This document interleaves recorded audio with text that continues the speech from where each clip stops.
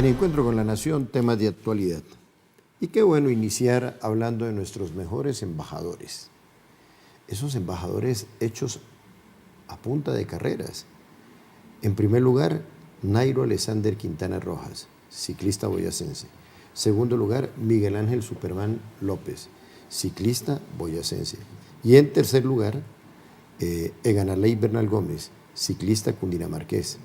Están dejando muy, pero muy en lo alto a nuestro país. Encumbrados están estos tres grandes embajadores de nuestro país. Ganaron la París-Niza, o ganamos la París-Niza con Eganarley Bernal Gómez.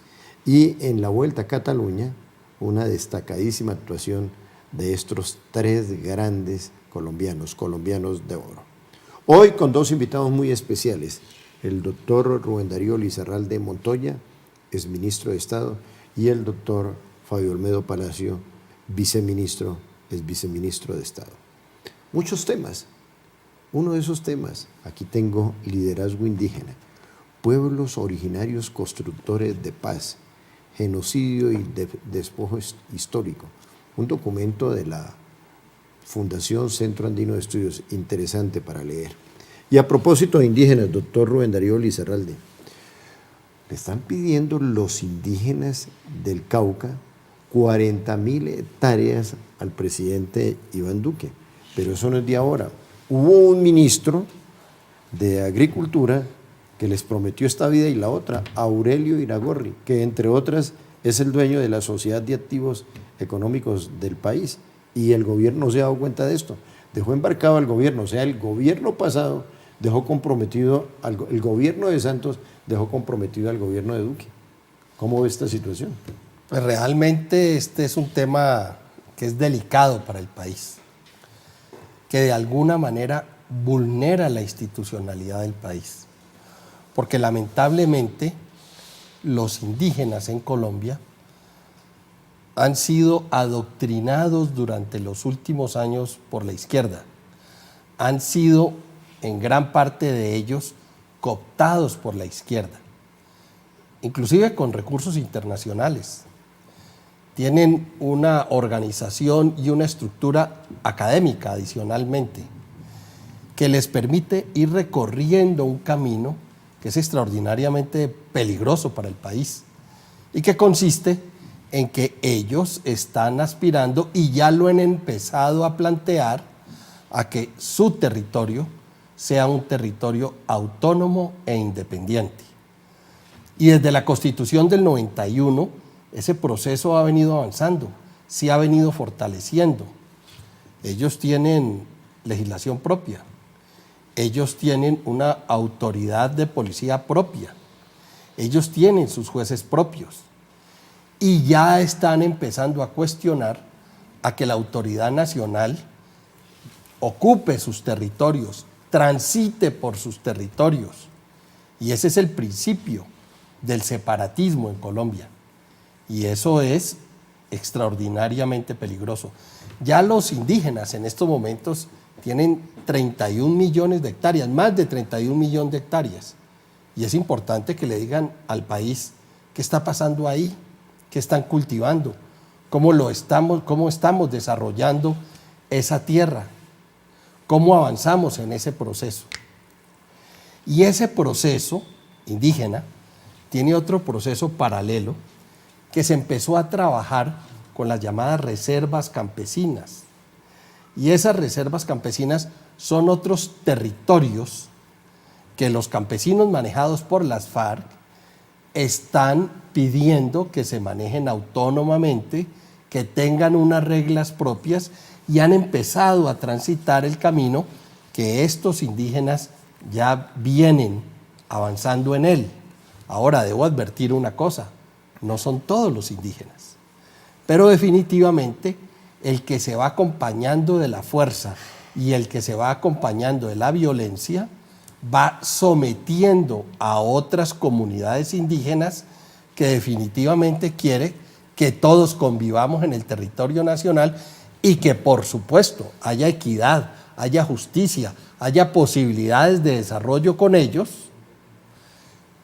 y que tenemos la obligación los colombianos de responder a eso, pero que no los acompañe un sentimiento politiquero que definitivamente desvirtúa la unidad nacional. Pero mire, doctor Rubén Darío, la pregunta es concreta. El anterior gobierno le ofreció esta vida y la otra, el gobierno de Santos a través de su ministro de Agricultura, que entre otras es del Cauca, Aurelio Iragorri, les ofrecieron tierras a los indígenas y eso está escrito. Ahora los indígenas lo único que están diciendo, bueno, cúmplanos, gobierno. A ver, lamentablemente fue así. Esta mañana escuché en un medio de comunicación la grabación del exministro Iragorri, donde reivindicaba nomás, además, el hecho de ofrecerles las 40.000 hectáreas, sino anunciar que cada año les iban a dar 10.000 hectáreas, cosa que no se ha cumplido. Y segundo, lo decía con fogosidad y con energía, que se estaba haciendo justicia con los indígenas, que era un hecho de independencia de ellos y que definitivamente eso reivindicaba al país frente a la comunidad indígena. Y la verdad fue muy responsable de parte del exministro Aurelio Iragorri, y no solamente muy irresponsable, sino que consagra que se ha dado en varios gobiernos, como cuando en su momento se negoció con los señores de los camiones unas tarifas que luego no se han podido desmontar a pesar de la competitividad, unas tarifas, ahora aquí unas nuevas obligaciones que no se pueden cumplir porque no hay con qué cumplirlas. De hecho, un poco azarada la ministra del Interior les dice, no hay plata sino para 1.400 hectáreas. Pero la verdad el tema es que haya plata o no haya plata, reordenemos esto. Miremos realmente en esos más de 31 millones de hectáreas que tienen los indígenas, qué necesitan para desarrollarlas, qué bienes públicos requieren para fortalecer la posición de los indígenas frente a la tierra y generar riqueza para ellos y que ellos fortalezcan económica y socialmente a sus comunidades. Pero definitivamente la inteligencia de un gobierno no es saber engañar a su pueblo, no es sacarle el cuerpo a sus obligaciones con discursos y con firmas de documentos que luego no se van a cumplir, esperando que ese lío le corresponda al gobierno que sigue. Somos nación, somos Estado, no importa el gobierno que esté ahí. Y en eso, lamentablemente, falló el exministro Iragorri y falló el gobierno del presidente Santos. El exministro Iragorri, el dueño de la Sociedad de Activos Especiales, la misma que reemplazó a la Dirección Nacional de Estupefacientes. Pero mira, hay que hacer pedagogía. Los Guayú son una nación, entre otras, fusionadora de Colombia y Venezuela. Los Emberacatíos son una nación que fusiona Panamá, Colombia, Ecuador y una partecita del Perú, y ellos se consideran ancestralmente, antropológicamente, una nación. Pero mire, doctor Fabio Olmedo, los compromisos son para cumplirlos, y no fue el compromiso de una persona particular, sino fue un gobierno que se comprometió a cumplir a los indígenas, como fue el gobierno de Santos, y ellos que están exigiendo, cúmplame lo prometido. ¿Cuál es su punto de vista? Mira, esto es muy parecido al ejercicio que se hizo en La Habana. Se firmó esta vida y la otra, se comprometieron muchas cosas del Estado, se comprometieron cerca de 4 o 5 generaciones. Estamos hablando de 200 billones de pesos que valdría el haber firmado el acuerdo de paz. Exactamente hicieron lo mismo con los paros. Cada que ocurría un paro, simplemente se firmaba. Esto es consecuencia de la levantada de un paro irresponsable en el Cauca, donde se habló de 40.000 hectáreas, como lo decía el ministro Lizarralde. Pero además de eso, ahora vienen unos congresistas que perdieron las elecciones con el no, que perdieron las elecciones presidenciales, que perdieron la consulta anticorrupción, y ahora lo único que hacen es tratar de atizar una revuelta nacional a través de indígenas irresponsables, porque hay otros que yo los conozco y uno puede meter la mano por ellos. Cuando uno mira no solamente los que están nombrando, por ejemplo los arahuacos, cuando ellos piden lo que le corresponde, hablan con el Estado, se sientan con organismos nacionales y multilaterales y uno los ve haciendo actos terroristas como los que hemos visto en este momento en las carreteras de Colombia. Esto va mucho más allá de una petición, inclusive hasta de los acuerdos, porque ellos saben que eso que les firmaron era irresponsable y dejaron que eso se diera, y lo tenían para este gobierno. Pero aquí, como lo dije al comienzo, o es la institucionalidad del país o es la anarquía del país. Bueno, lo único que aplican los indígenas es el principio romano, verbam volan scripta manen, lo escrito, escrito está. Y esas son las leyes del juego. Ya regresamos. Continuamos con este diálogo. Uno lo que puede concluir, doctor, o percibir mejor, es oposición al ataque y la institucionalidad a la defensa. ¿Cómo está este juego de ajedrez? Mire, aquí definitivamente el gobierno tiene que mantenerse en la institucionalidad, punto. La institucionalidad y el manejo responsable de lo que es el Estado. Es que el Estado no solamente es la comunidad indígena, que son colombianos, que los respetamos como tales, sino el resto del país. ¿A cuánta gente se le está haciendo daño en este momento? ¿Cuántos colombianos no han podido ni sacar sus productos? ¿Cuántos campesinos no han podido sacar sus productos? ¿Cuántos indígenas del sur del país no han podido sacar sus productos o sus hijos a los colegios, a las escuelas? ¿Cuántas personas en este momento tienen situaciones delicadas de salud por la irresponsabilidad de un puñado de indígenas? No de todos, porque todos no están actuando así. Los irresponsables sí son unos, entre comillas, honorables padres de la patria, como vimos al señor Petro, que esa es la forma de actuar de él, y vimos al señor Alexander López visitando la zona, hablándole a ellos es para que siguieran bloqueando las vías del país, cuando deberían estar mirando es cómo ayudan a recomponer esa situación que heredamos nosotros de otros gobiernos, de la irresponsabilidad del gobierno anterior. Ahí, cuando yo vi esto de los honorables congresistas de la oposición ayer haciendo revuelta en las afueras del Palacio de Nariño, dije yo, esto apague y vámonos si el presidente de la República acepta esto. Qué vergüenza hasta dónde han llegado algunos dirigentes liberales, algunos dirigentes de la oposición, algunos verdes, porque no todos fueron allá, y eso no lo puede permitir el país, no lo podemos permitir. Bueno, pero esa es la democracia. La gente tiene derecho a hacer sus exigencias de acuerdo a las posibilidades que le entrega el mismo sistema. Pero mire, doctor Rubén Darío, vamos a hacer pedagogía. Estamos hablando de oposición y de institucionalidad. ¿Qué es la institucionalidad? La institucionalidad es la que representa el gobierno. Acuérdese que el Estado va mucho más allá del gobierno. Y el gobierno es institucionalidad, las cortes son institucionalidad, con los jueces y los congresistas, más los diputados, más los concejales, son institucionalidad. Son los que el pueblo ha decidido por 4 años que rijan los destinos de una nación en un ejercicio gobierno-oposición. El Estado ya recoge absolutamente todo, hasta la ciudadanía.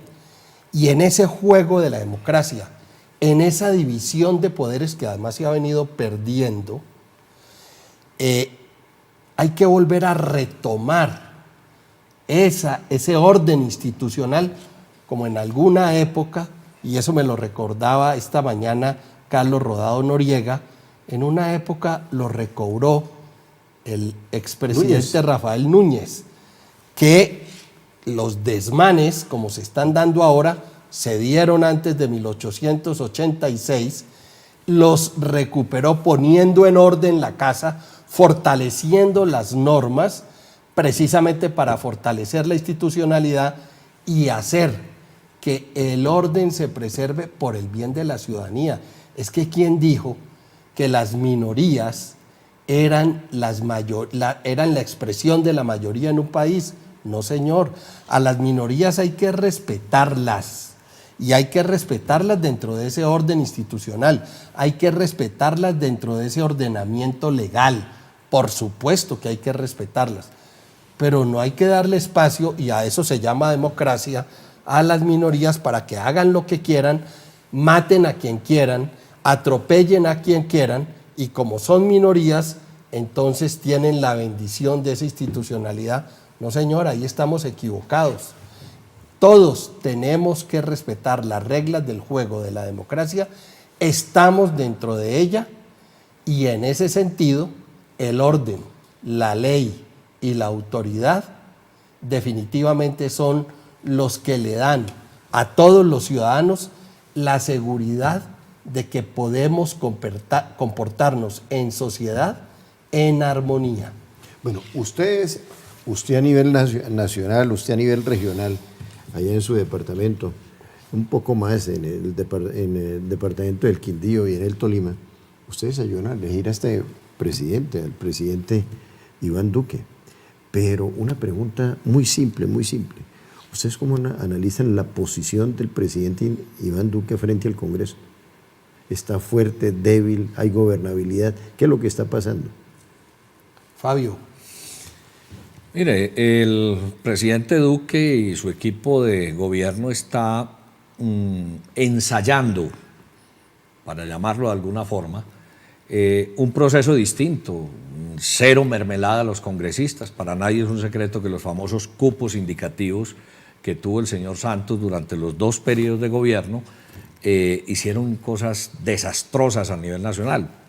De hecho, hay muchos congresistas en este momento de ese periodo en la cárcel pagando precisamente por las platas que el gobierno le entregó a través de esos famosos cupos indicativos y que palabras más, palabras menos se las robaron. En este momento el gobierno del presidente Duque está ensayando un proceso distinto. Esto es muy complejo de adaptar. Unos congresistas elegidos bajo esa forma de actuar a lo que se hace ahora. Lo que pasa es que esto tiene que tener manejo y tiene que tener gente que sepa este manejo político y que sepa para dónde va el presidente. Ahí uno diría que hay algunas personas, algunas fichas del gobierno que todavía no han encajado ni han entendido qué es lo que el presidente Duque quiere en esa relación gobierno-congreso y en esa independencia que debe haber de esos 2 poderes, del Ejecutivo y del Legislativo. A propósito de ese tema, doctor Rubén Darío, ¿hay división de poderes? ¿Cómo debe ser una democracia?